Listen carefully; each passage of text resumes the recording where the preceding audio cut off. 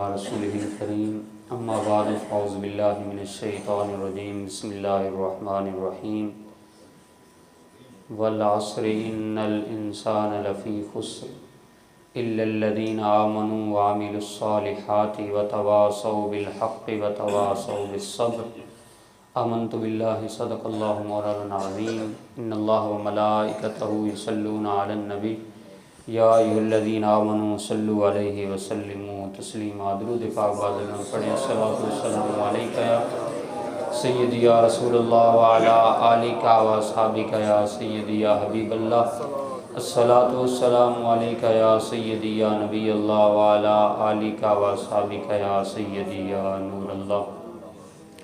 اللہ رب العالمین کا کروڑا فضل و احسان جس کی توفیق خاص سے اس کے دربار گوہر بار میں حاضر ہیں۔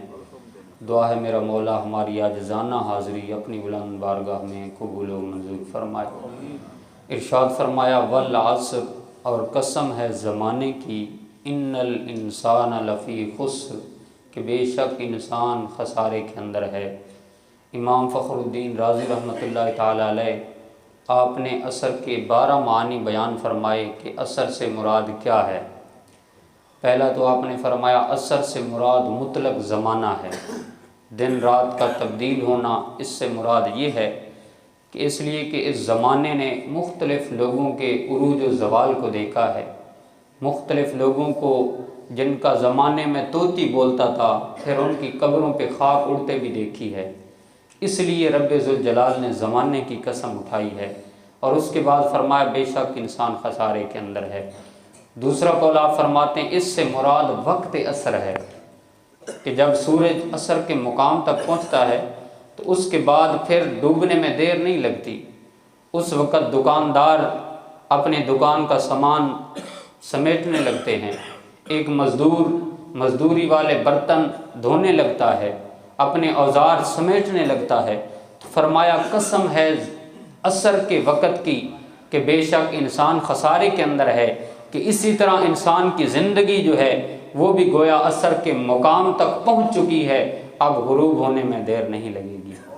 تیسرا قول امام راضی فرماتے ہیں اس سے مراد نماز عصر ہے، اس لیے کہ قرآن میں رب ذوالجلال نے فرمایا حافظوا علی الصلوات والصلاۃ الوسطی، اے لوگو نمازوں کی حفاظت کرو، لیکن خصوصاً جو درمیانی نماز ہے۔ نماز عصر کا ذکر یہاں پہ اس لیے کیا گیا کہ یہ درمیانی نماز بھی ہے اور سب سے افضل نماز ہے۔ چوتھا معنی امام راضی فرماتے ہیں عصر سے مراد زمانہ خاص ہے، اور وہ زمانہ ہے میرے مصطفیٰ کا زمانہ، وہ ہے حضور کا زمانہ، کہ رب ذوالجلال حضور کے زمانے کی قسم اٹھا کے ارشاد کر رہا ہے کہ بے شک انسان خسارے کے اندر ہے۔ فرمایا جیسے سورۃ البلد کے اندر رب ذوالجلال نے حضور کے مکان کی قسم کھائی ہے کہ لا اقسم بہذا البلد وانت حل بہذا البلد، اے محبوب مجھے قسم ہے اس شہر کی، ھذا قریب کا اشارہ ہے، فرمایا اس شہر کی، یہاں شہر سے مراد شہر مکہ ہے۔ فرمایا اس لیے قسم نہیں اٹھا رہا یہاں کعبۃ اللہ ہے، یہاں مقام ابراہیم ہے، یہاں حجر اسود ہے، یا رکن یمانی ہے، رکن شامی ہے، رکن عراقی ہے، یہاں آب زمزم صفا مروہ، کہا یہ ساری چیزیں اپنی جگہ پہ بجا، لیکن وَأَنْتَ حِلٌّ بِهَذَا الْبَلَدِ، شہر مکہ کی قسم اس لیے اٹھا رہا ہوں اس شہر کی دھرتی نے تیرے قدموں کے بوسے لیے ہیں، اس شہر کی ہواؤں نے تیری سانسوں کو چوما ہے، اے محبوب تو اس شہر میں جلوہ گر ہے، اس لیے قسم اٹھا رہا ہوں۔ کہا جیسے وہاں محبوب کے مکان کی قسم اٹھائی ہے نا، اسی طرح یہاں محبوب کے زمان کی قسم اٹھائی، اور کہا ان الانسان لفی خسر، بے شک انسان خسارے کے اندر ہے۔ لیکن آج کا انسان تو خسارہ ماننے کے لیے تیار ہی نہیں ہے۔ وہ کہتا ہے میں تو ہواؤں کے دوش پہ سفر کرتا ہوں، میں تو سمندر کی تہ میں اتر جاتا ہوں، پوری دنیا کو میں نے گلوبل ولیج بنا دیا ہے، ہر چیز میری تسخیر کے اندر ہے، ہر چیز کو میں مسخر کر چکا ہوں، ستاروں پہ کمندے میں ڈال چکا ہوں، چاند کی چھاتی پہ قدم میں رکھ چکا ہوں، اور مریخ پہ سفر کی تیاریاں میں کر رہا ہوں، میں تو خسارے میں نہیں ہوں۔ کہاں وہ دور کہ کھانے کے لیے نان شبینہ بھی نہیں ہے، آج اتنے کھانے کہ ڈائننگ ٹیبل پہ انتخاب مشکل ہو جاتا ہے کہ کون سا کھائیں کون سا چھوڑیں۔ کہاں پہننے کو لباس بھی نہیں ہے لیکن آج اتنے لباس کے بدلنے کی باری نہیں آتی، کہاں وہ گھاس پھوس کے جھوپڑے اور کہاں عالی شان کوٹھیاں۔ انسان کہتا ہے میں تو خسارے میں نہیں ہوں، لیکن رب ذوالجلال محبوب کے زمانے کی قسم اٹھا کے فرماتا ہے کہ بے شک انسان خسارے کے اندر ہے۔ مولا کیسے؟ کہا یہ ہواؤں کے دوش پہ تو سفر کرتا ہے لیکن اسے ہمسائے کی خبر نہیں ہے، یہ پوری دنیا میں بڑا باخبر شخص تو بنتا ہے لیکن اپنے من سے نا آشنا ہے، اس نے اپنے اندر کی خبر نہیں ہے۔ فرمایا اے محبوب اگر اسے کامیاب شخص دیکھنا ہے تو تیرے زمانے کے اندر آئے، صدیق اکبر کو دیکھے یا فاروق اعظم کو دیکھے، حضرت بلال کو دیکھے، حضرت عمیر کو دیکھے یا جبیر کو دیکھے، کہا اگر اسے کامیاب شخص دیکھنا ہے تو تیرے زمانے کے اندر آئے۔ جنگ لگی ہوئی ہے، ایک بندہ زخموں سے چور ہے، پیاس کی شدت ہے، زبان پہ یہ جملہ آتا ہے العطش العطش، مجھے پانی دیا جائے۔ جب ایک بندہ پانی دینے کے لیے سامنے آتا ہے، کٹورا منہ سے لگانے لگتا ہے، آگے سے کراہنے کی آواز آتی ہے العطش العطش، وہ کہتا ہے میں بعد میں پیوں گا، میرے اس بھائی کو زیادہ پیاس لگی ہے، جاؤ اسے جا کر پلاؤ۔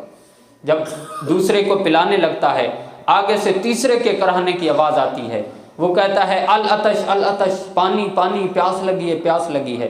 وہ دوسرے والا بھی کہتا ہے میں بعد میں پیوں گا، پہلے میرے اس بھائی کو پلاؤ، اسے زیادہ پیاس لگی ہے۔ تاریخ بتاتی ہے کہ وہ بندہ اسی طرح 7 زخمیوں کے پاس جاتا ہے، ہر ایک زندگی اور موت کی کشمکش کے اندر ہے، لیکن ہر ایک اپنے کے اوپر دوسرے کو ترجیح دے رہا ہے، حتیٰ کہ وہ پانی پلانے والا مشکی جب پہلے کے پاس پہنچتا ہے تو کیا دیکھتا ہے؟ اس کی روح کف سے انسری سے پرواز کر چکی ہوتی ہے، وہ اللہ کو پیارا ہو چکا ہے۔ اسی لیے رب ذوالجلال نے فرمایا اے محبوب قسم ہے تیرے زمانے کی، بے شک انسان خسارے کے اندر ہے، اگر ان کو کامیاب شخص دیکھنا ہے تو تیرے زمانے کے اندر آ جائیں۔ ایک مفسر گزرے ہیں طباطبائی، وہ کہتے ہیں کائنات کے اندر جتنی بھی چیزیں ہیں نا، ہر چیز کہتی ہے میں خسارے کے اندر ہوں۔ بڑی خوبصورت مثال دیتا ہے، وہ کہتا ہے کہ شیر کہتا ہے کہ میرے بازو میں طاقت تو ہے لیکن میرے پر نہیں ہے کہ میں اڑ سکوں، میں خسارے کے اندر ہوں۔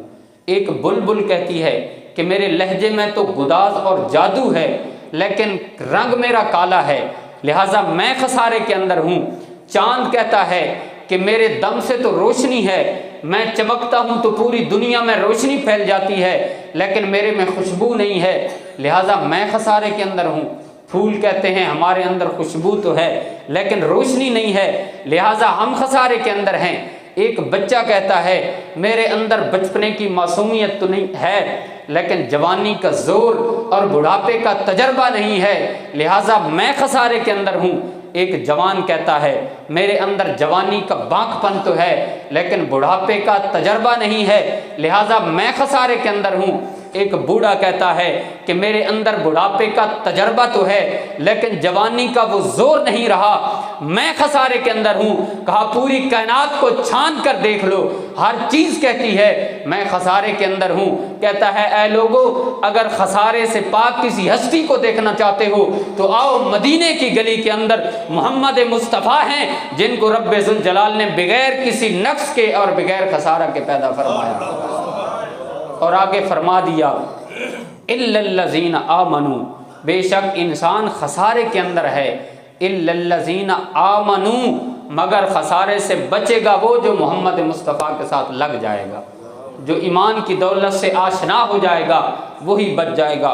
حضور ضیاء الامت یہاں بڑی خوبصورت مثال ارشاد فرماتے ہیں، آپ فرماتے ہیں کہ پرانے دور میں چکی ہوا کرتی تھی، اس کا ایک پر نیچے ہوتا تھا جو ساکن اور ایک اوپر پتھر جو متحرک، اور اس کے درمیان ایک جگہ ہوتی تھی جہاں گالا ڈالا جاتا تھا۔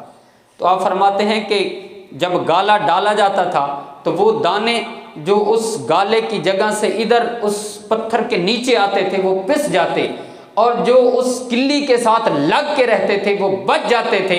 فرمایا حضور علیہ الصلوۃ والسلام پوری کائنات کا مرکز ہیں، فرمایا الا الذین آمنوا، اے لوگو اگر خسارے سے بچنا چاہتے ہو تو محمد مصطفیٰ کے ساتھ لگ کے رہو۔